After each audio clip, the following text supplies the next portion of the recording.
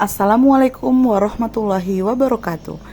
Kami akan mempersembahkan aksi nyata praktik baik dengan tema pembelajaran terdiferensiasi di SMP Negeri 91 Atap Wonosari. SMP 91 Atap Wonosari merupakan salah satu sekolah penggerak angkatan 3 yang ada di Kecamatan Wonosari, Kabupaten Bualemo, Provinsi Gorontalo. Semenjak berstatus sebagai sekolah penggerak, terdapat banyak kegiatan yang dilakukan sekolah terkait pemahaman kurikulum Merdeka Belajar. Kegiatan-kegiatan tersebut dibimbing oleh Bapak Fasilitator Sekolah Penggerak, Bapak Sri Sultan Talib MPD. Pembelajaran dilakukan untuk memberikan informasi dan pengetahuan kepada murid. Tentunya hal ini bukan hal yang mudah untuk dilakukan, mengingat potensi setiap anak yang berbeda-beda. Hal inilah yang menuntut seorang guru untuk memberikan pembelajaran pada murid sesuai porsinya masing-masing. Dalam kurikulum Merdeka telah diperkenalkan pembelajaran yang berpusat pada murid dan sesuai dengan kebutuhan belajar, yaitu pembelajaran terdiferensiasi. Pembelajaran terdiferensiasi merupakan salah satu cara untuk meningkatkan kualitas pembelajaran di kelas. Dengan pembelajaran terdiferensiasi memungkinkan guru untuk merancang pembelajaran yang bermakna bagi murid di dalam kelas. Oleh sebab itu, guru perlu melakukan pengembangan kompetensi terkait seperti apa dan bagaimana memahami setiap karakter dan kebutuhan murid dalam pembelajaran terdiferensiasi. Kegiatan awal yang dilakukan di SMP Negeri 91 Atap Wonosari yaitu pembimbingan dan pengenalan kurikulum Merdeka dari Bapak Fasilitator. Selanjutnya, untuk meningkatkan kompetensi guru-guru dilakukan workshop tentang pembelajaran terdiferensiasi sebagai wadah pengembangan diri yang difasilitasi oleh sekolah.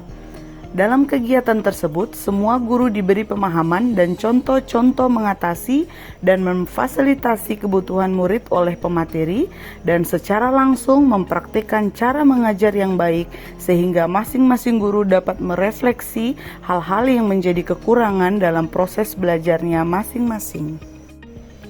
Di SMP Negeri 91 Atap Wonosari, dalam melaksanakan pembelajaran terdiferensiasi, terlebih dahulu setiap guru melakukan penilaian awal terhadap murid untuk mengetahui tingkat pemahaman awal dari para murid. Hal ini dalam kurikulum Merdeka disebut asesmen diagnostik.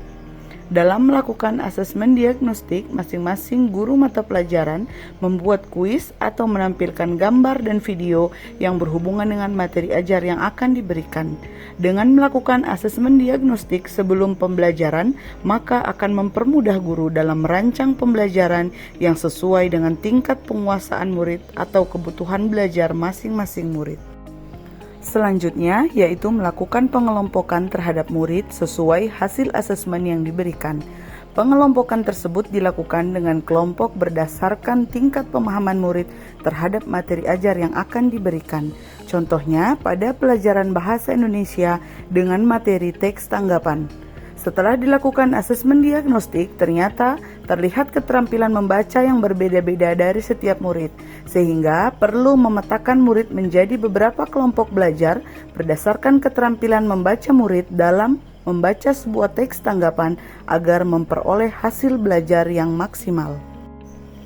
Kemudian dilakukan pembelajaran dengan memberikan penjelasan terhadap murid dengan memberikan konten yang sesuai dengan tingkat pemahaman dan kebutuhan belajar murid yang berbeda-beda. Sehingga pembelajaran yang dilakukan akan menjadi pengalaman belajar yang lebih bermakna dan menghasilkan perubahan pemahaman belajar murid menjadi lebih baik lagi. Selain itu, pada tahap kegiatan pembelajaran dilakukan asesmen formatif dengan tingkat kesulitan yang berbeda sesuai dengan kebutuhan belajar murid, sehingga hasil akhir yang diperoleh sesuai dengan kebutuhan mereka juga. Dengan penilaian formatif, murid dapat melihat di mana mereka berada, mengidentifikasi kekuatan dan kelemahan mereka, serta mengembangkan strategi belajar yang efektif. Selanjutnya, di akhir pembelajaran murid dapat merefleksi diri mereka sendiri sesuai dengan posisi mereka masing-masing, sehingga dapat menjadi tolak ukur bagi murid maupun guru bagaimana proses pembelajaran yang telah dilakukan. Dengan demikian, pembelajaran yang ada di SMP Negeri 9 1 Atap Wonosari menjadi lebih bermakna dan memberikan dampak positif bagi murid, yaitu meningkatkan partisipasi murid, mempercepat perkembangan murid, meningkatkan kepercayaan diri murid, dan menciptakan lingkungan sekolah yang inklusif. Demikian aksi nyata praktik baik pembelajaran terdiferensiasi di SMP Negeri 9 1 Atap Wonosari. Assalamualaikum warahmatullahi wabarakatuh.